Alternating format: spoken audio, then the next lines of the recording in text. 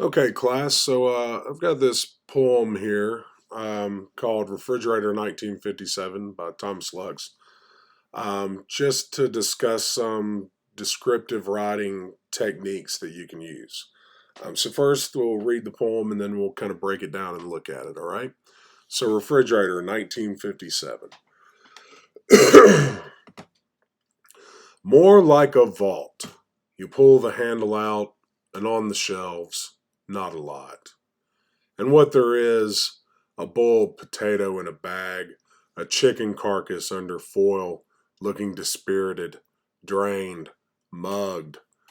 This is not a place to go in hope or hunger, but just to the right of the middle door shelf, on fire, a lit from within red, heart red, sexual red, wet neon red, shining red in their liquid, exotic, aloof, slumming in such company. A jar of maraschino cherries, 3/4 full, fiery globes like strippers at a church social. Maraschino cherries, maraschino, the only foreign word I knew. Not once did I see these cherries employed, not in a drink, nor on top of a glob of ice cream, or just pop one in your mouth. Not once. The same jar there through an entire childhood of dull dinners. Bald meat, pocked peas, and, see above, boiled potatoes. Maybe they came over from the old country, family heirlooms, or were status symbols bought with a piece of the first paycheck from a sweatshop, which beat the pig farm in Bohemia, handed down from my grandparents to my parents to be someday mine, then my child's. They were beautiful.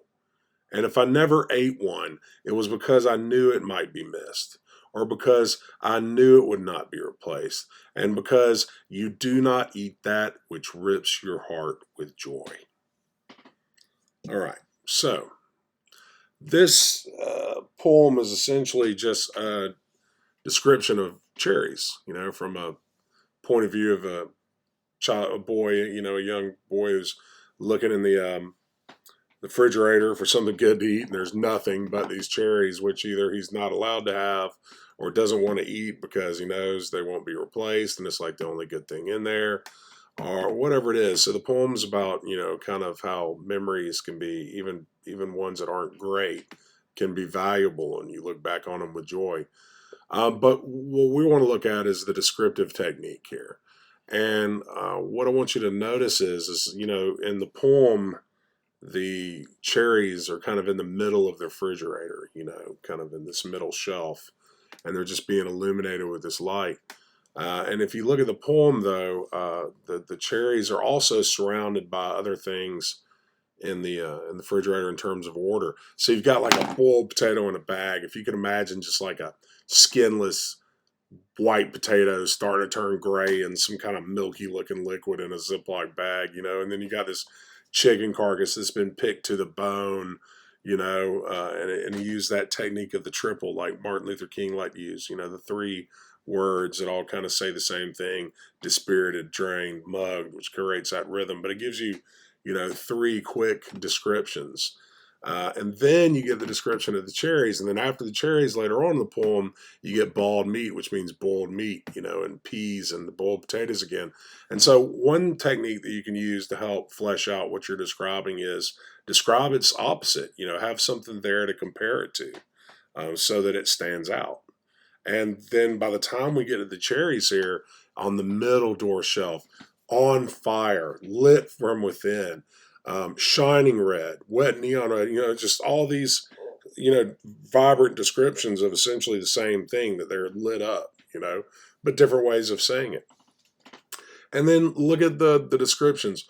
Heart red, you see heart red, and you think that Valentine's heart or an actual beating heart, that those red hearts that we're common to, you see the pairing of sexual red, and you start thinking, these are naughty, they're naughty cherries, you can't have any, so it makes it this desirable thing. And then wet neon red, you get that kind of that neon light that's on the bottom of fast cars or liquor stores or whatever, where, the bad places that you see neon red lit up, come to mind. So basically, you have this, what we call a list device here, a series of commas, comma list descriptions, all kind of trying to focus in and describe this one thing, many intense description using vibrant language. That's what we're going for here. Now, this is largely, visual, this poem, but, you have all five senses to describe things through that you want to use in your essays. Um, again, fiery globes. These one technique that you can use also besides your five senses, like we talked about in the other lectures, is simile and metaphor. These cherries are so out of place in this refrigerator. They're out of place like strippers pole dancing in the fellowship hall at a church social. That simile there makes it stand out that these things, are not normally associated with this place. But that's mainly what I wanted to show you about this poem. Is those descriptions. And how you can use those in your poem. You can use that simile. You can use comparison by having other things that are its opposite next to it.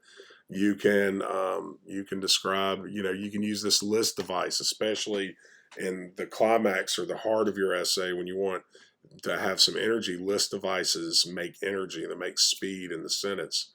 Anyways, I hope this poem helps you a little bit, and just think about the imagery in it that you're painting with words and how it's written. Thank you.